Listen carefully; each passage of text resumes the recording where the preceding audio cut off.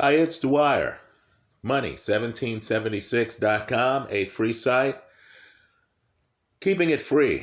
.blogspot.com, a free site. Let's talk about money. Let's talk about the state of the economy. Let's talk about some investment opportunities I like. But remember, nothing I say in this video should be construed as investment advice. I want you to do your own due diligence and to pursue the investments that you like, right? The opinion you should follow should be your own. Just consider this video to be a second opinion from a complete stranger online, right? Again, nothing I say in this video should be construed as investment advice. Now, I believe, brief preamble here, I believe we're at an interesting time in America. Right? These times pop up from time to time. I believe we're having an imaginary presidential election. Right? I believe the real game on the Democratic side is to have Joe Biden win most of the early primaries. Right? He's not running in New Hampshire. We understand that. But I believe they want him to accumulate as many delegates as possible and then to release those delegates. Announce, like Lyndon Johnson did, that he's not running for re-election for whatever reason, to be closer to his family, to address the allegations against himself and Hunter, for health reasons. I believe Joe Biden is going to step away from the podium. I believe then he'll be able to be a kingmaker, give his delegates to someone, recommend a replacement. And I don't believe that replacement is going to be Kamala Harris. Right now, I know everyone is going to say, no, that couldn't be happening. I'm sure very few people are in the loop on what's happening. But just understand, we'll use words for illustrative purposes only. The so-called left-wing party of the United States, in effect, is going to be taking away the vote, disenfranchising their own constituents, so they can pick a replacement to Joe Biden, right? This is not the first time it's happened. It happened recently when Bernie Sanders was on the verge of winning the Democratic nomination, right? Understand, you have superdelegates for a reason.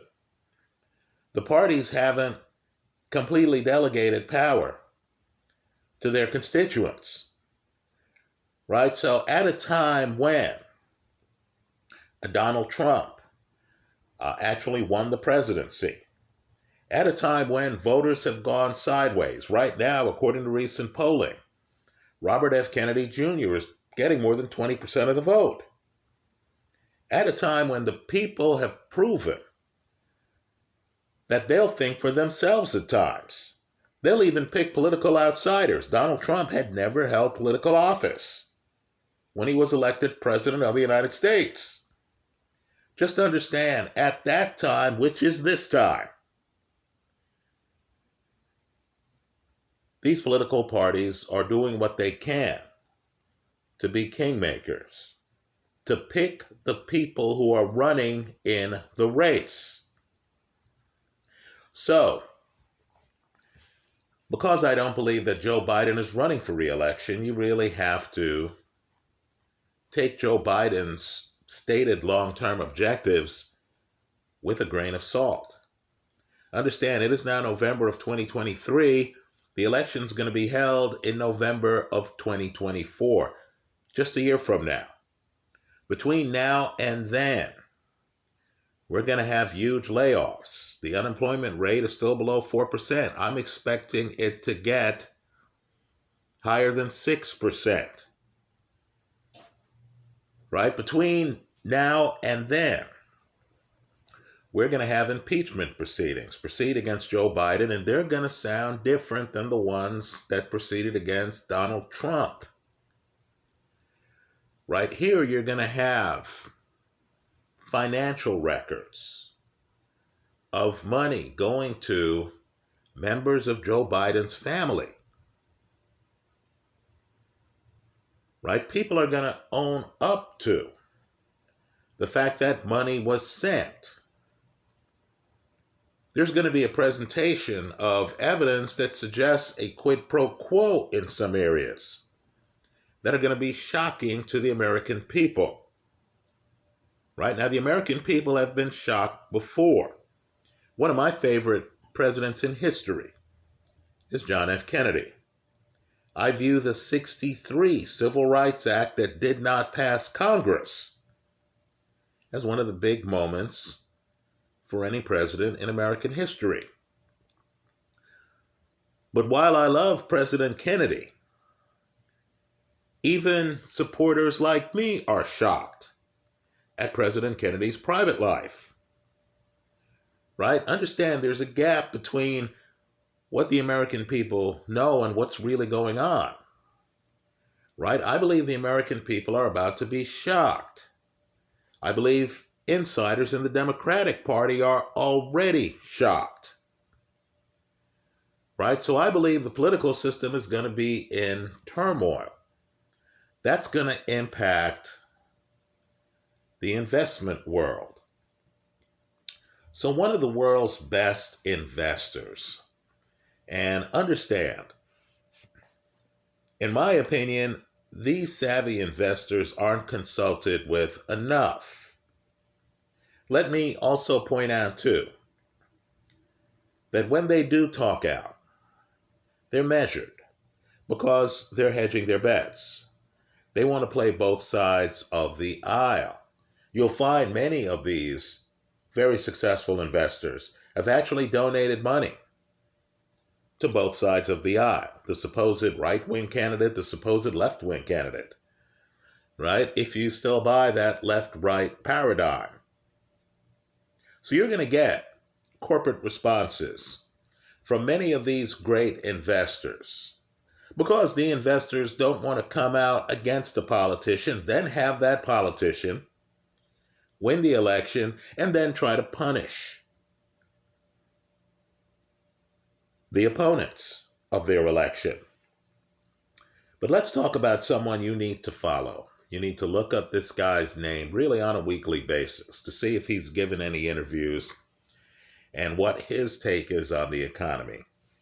He's a billionaire investor. His name is Jeff Gundlach. He's known as the Bond King. Right? Well, just to understand, if you look into Gundlach's past, you're going to find out that he's always been a maverick. This is not a groupthink guy. This is a guy who thinks for himself. That's why, of course, he's worth billions of dollars. Well, Gundlach recently gave an important interview where he talked about how he was telling his clients, too, his words, T-bill and chill. Again, T-bill and chill. In other words, he believes you should put money in T-bills, right? T-bills are government bonds that expire in 52 weeks or less. You should put money in T-bills rather than risk your money in the stock market at this time, or, and this is coming from the Bond King, or long bonds. Right? He believes long bonds are risky. Right? 20-year, 30-year. Hey, that's too much risk. Hell, he believes the 10-year is too much risk at this point. And this is from the Bond King. Right? He would rather you be in the shortest dated government bonds. Right? Now, this is a very, let me underline the word very, bearish, in other words, negative view of the economy. But I need for people to understand, I'm here in Northern California. And I can tell you here in Northern California, with all the good things in tech that have been happening, with tech companies practically driving the S&P 500, I can tell you that Google is still laying off workers. Just Google it, right? Google is still laying off workers. I believe Jeff Gundlach is giving very good advice. Right, folks? You're looking at a time when the yield curve is uninverting. Right? What that means is that longer term debt has been mispriced. You've been getting less on 20-year bonds than you were getting on 2-year bonds and 10-year bonds. Right? Simply preposterous. So history has shown us, and understand the yield curve has been inverted for some time. History has shown us that you get recessions when the yield curve has been inverted for some time and then uninverts. That's what's happening now. In my opinion, this is the biggest story in the United States, in the world of finance. Now, I am bullish, extremely bullish, on some investments that many might consider alternative investments. Right now is the time, right now, for Bitcoin. Right, folks? The world's already changed. Understand the SEC is going to have to approve spot Bitcoin ETFs. When that announcement is made, Bitcoin is going to skyrocket. Other things are going to skyrocket too. Right? Some proof of stake coins, as opposed to Bitcoin, which is a proof of work protocol, are going to skyrocket. But they have much more risk attached to them and much more centralization than does Bitcoin, which even SEC Chairman Gary Gensler considers to be a commodity, not a security. Right? So just understand, one of these days you're going to wake up, you're going to hop online, and you're going to find out that the SEC has approved spot Bitcoin ETFs in the United States. They exist in other countries, but not here. And the minute it does so, Bitcoin is going to jump by double digits. And it's not going to be a one-time jump. Bitcoin will occupy a different place in the financial universe. What I need for people to understand too is even if the SEC does not make the announcement soon, Bitcoin is going to have a halving in April of 2024. Right? Assuming transaction rates continue as they have been. Right? A halving means that Bitcoin is going to become more scarce, that the creation of new Bitcoin is going to halve. That scarcity is going to further drive the price. Now, I'm in a different place than Jeff Gundlach. I'm just an investor. I don't have a fiduciary responsibility to other investors. I'm not dealing with a client base that's extremely conservative and that's interested more in the preservation of their capital than in the appreciation of their capital. Right? As an investor, I'm just looking for the best deal possible. I'm willing to take risks that institutional investors, such as pension funds, which have their own fiduciary duties to their clientele, can't take. So for me, I'm extremely bullish on Bitcoin. Let's get even scarier. First Majestic, a silver miner that I currently don't have a position in, but I have in the past. And I do own silver, and I do own Other silver miners, right? First Majestic just announced horrific numbers. So investors are punishing them. The share price has dropped below $5 a share. The symbol is AG. Right, folks? I'm extremely bullish on silver. I'm extremely bullish on gold. But just understand, and this is a risk that has risen tremendously because banks hold a lot of their liquidity in long-dated government bonds. Right? Just understand that we're going to have more bank failures.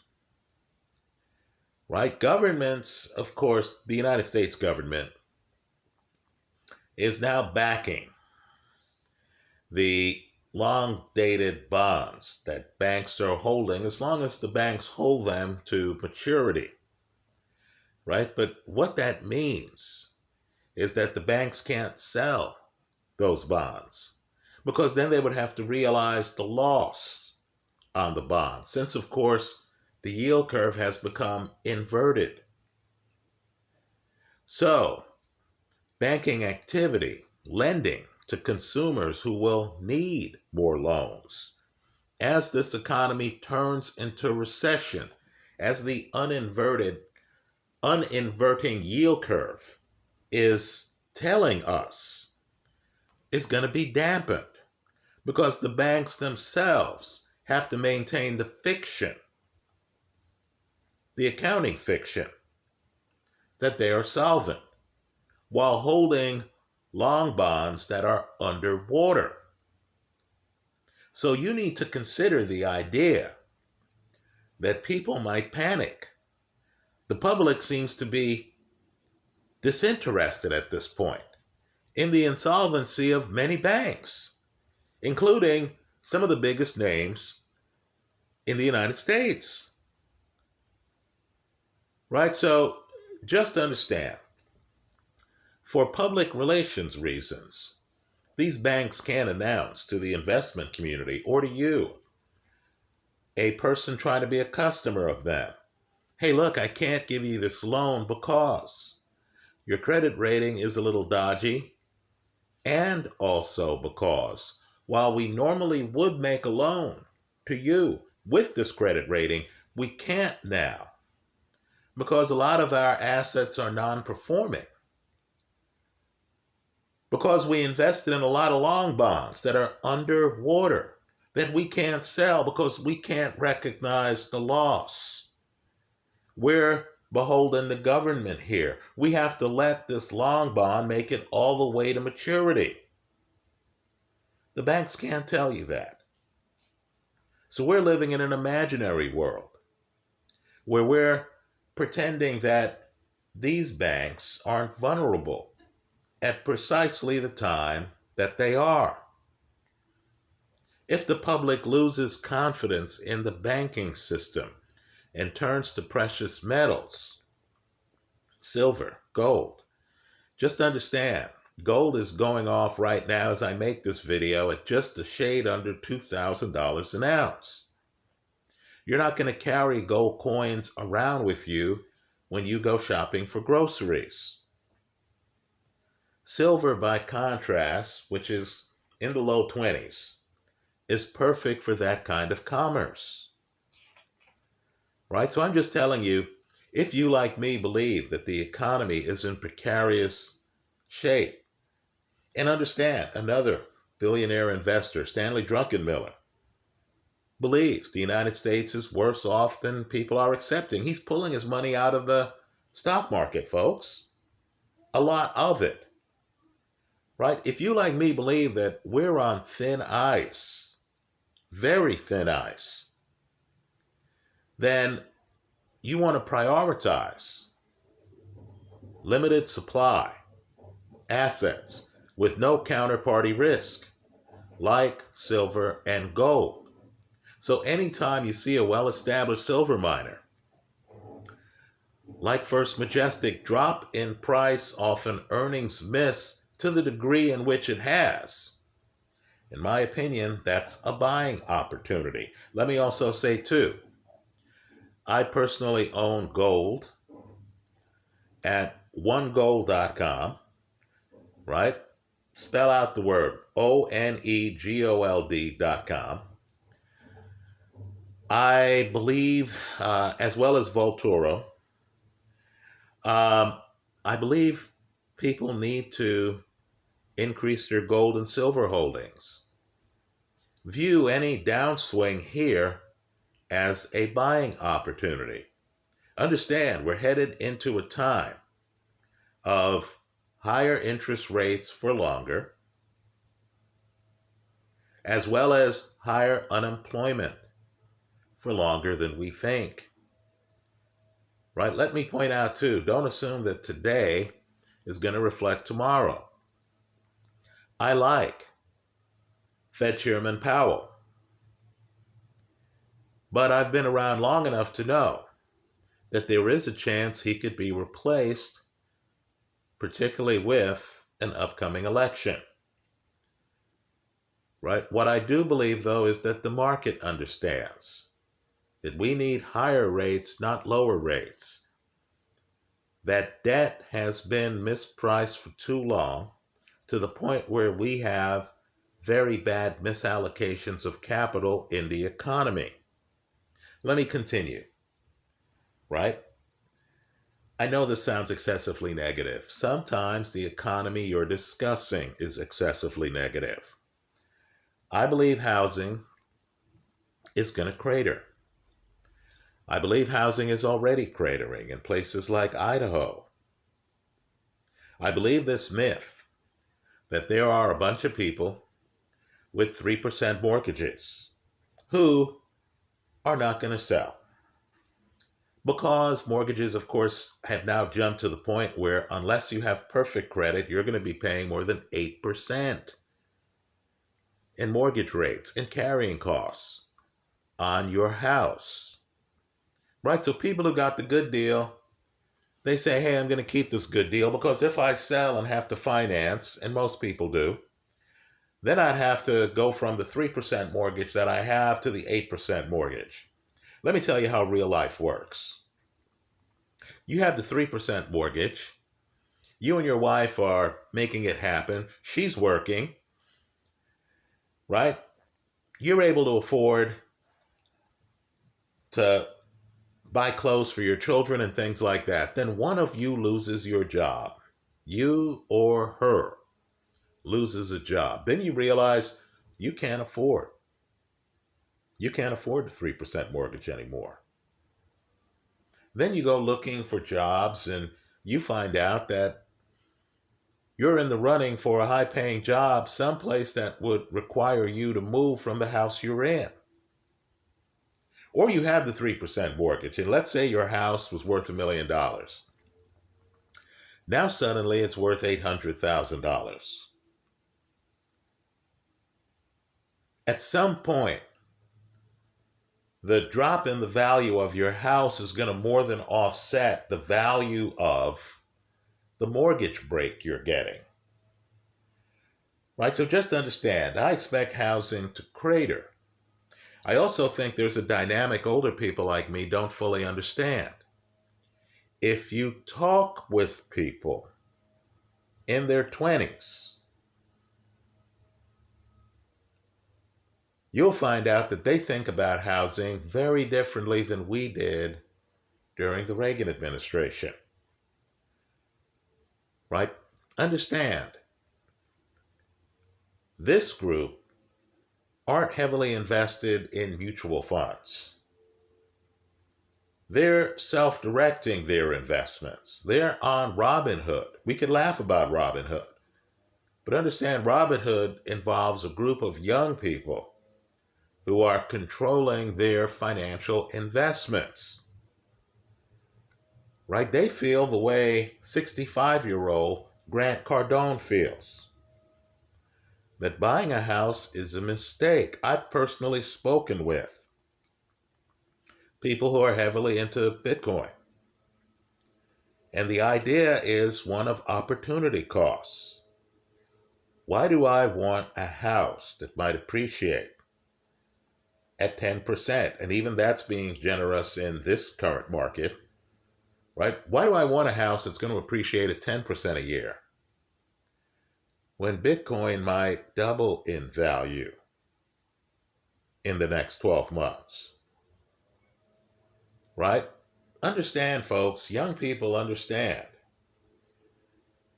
that a bearish market in housing can lead to the loss of capital, that the down payment they put on a house is dead money that they can't use to invest in. Forget Bitcoin, that's too conservative for some of these youngsters. They're into Link,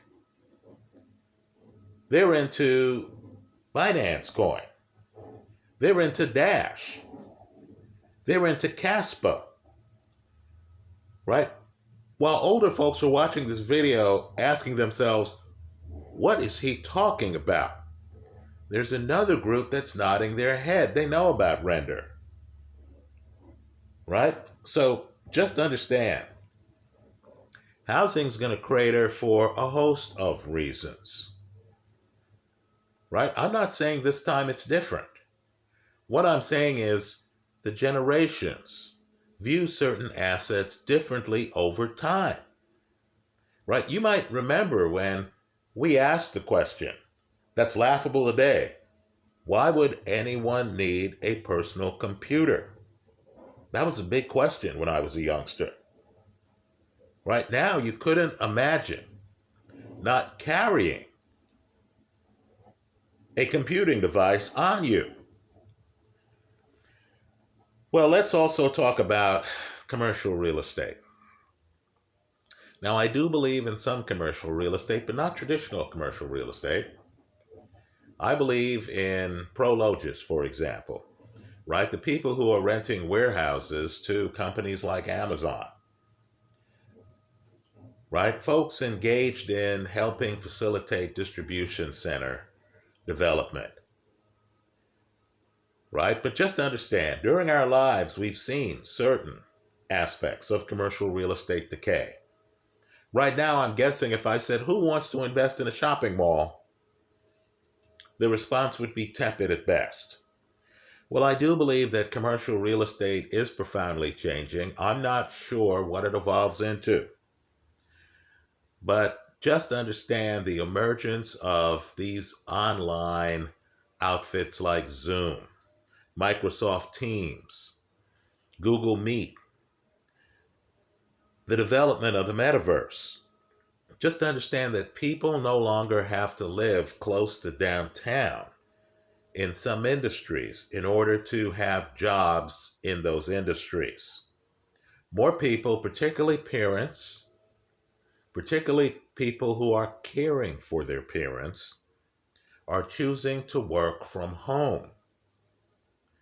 Folks, at a time where the United States already has challenging demographics, where people are having less kids, the fact that there is a dedicated work from home economy to the point where some people are being ordered back into the office and they're leaving their jobs in pursuit of work from home jobs doesn't augur well for commercial real estate. So right now here in the Bay Area,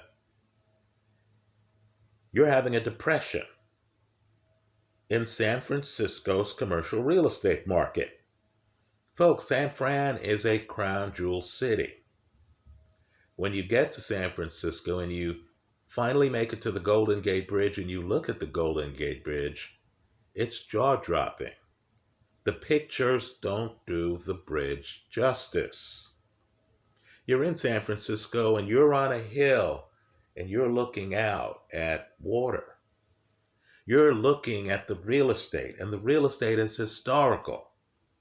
And you think to yourself, my God, if they were to build this city today, it would cost trillions and trillions of dollars. This is one of the prettiest cities I've ever been in. Right, folks, in that kind of city, you're having a depression right now in commercial real estate. Right, at a time when tech companies are driving the S&P 500. Right? I suspect that this commercial real estate tsunami is going to spread. Right? Now, I'm not saying that the REIT market is dead, far from it. Right? Far from it. But what I am saying is that things are changing. By the way, REITs as a market are down over the last 12 months. Just take a look at that.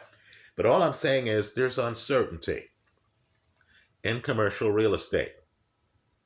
Keep an eye on commercial real estate in San Francisco. Keep an eye on the contagion of it spreading to other cities.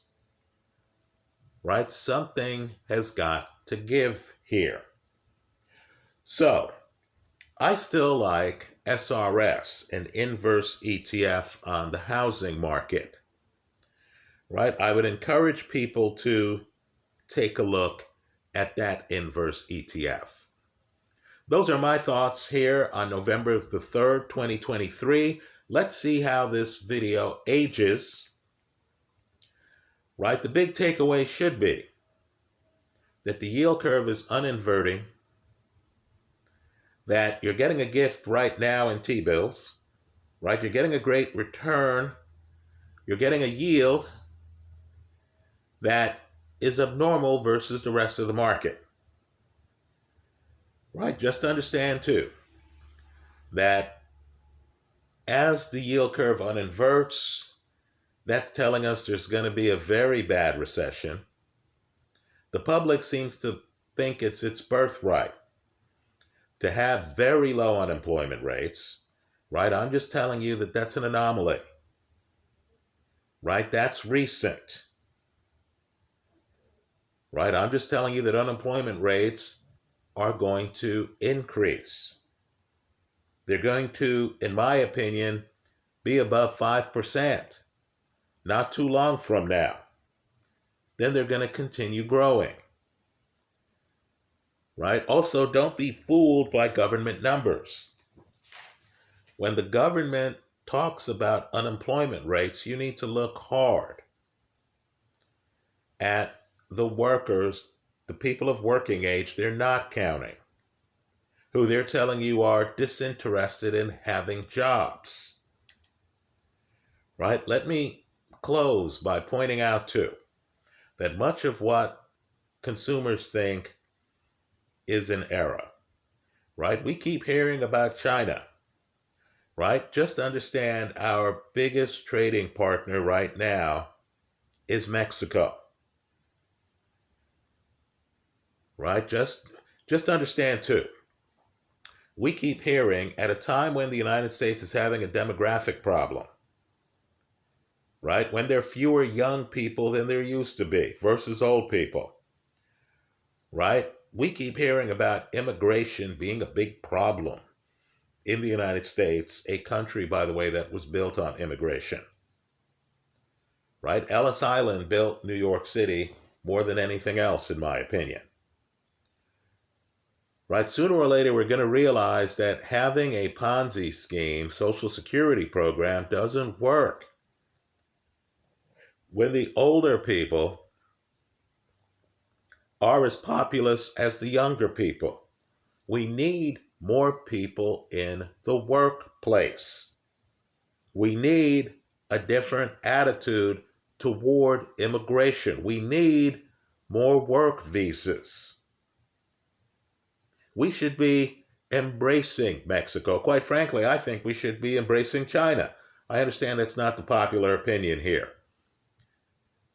But if you want to lift all boats, you need free trade, not what we have now. You need a recognition of the extent of our trade with Mexico. You need to include entrepreneurs, people like, and investors, people like Gunlock, people like Stanley Druckenmiller, into the dialogue. It's very serious. It's very serious when Ray Dalio is talking about the increased odds of a world war. That's how I see it. Let me hear from you.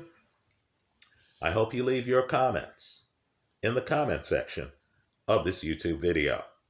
Thanks for stopping by.